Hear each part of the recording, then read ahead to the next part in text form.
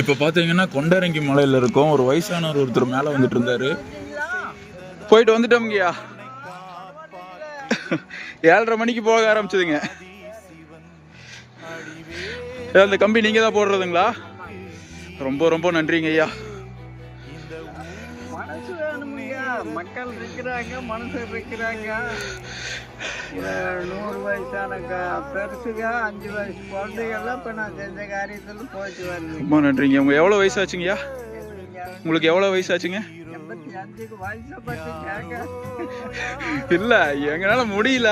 நீங்க கம்பி இவ்வளவு தூரம் அடிச்சுட்டு போயிருக்கீங்க.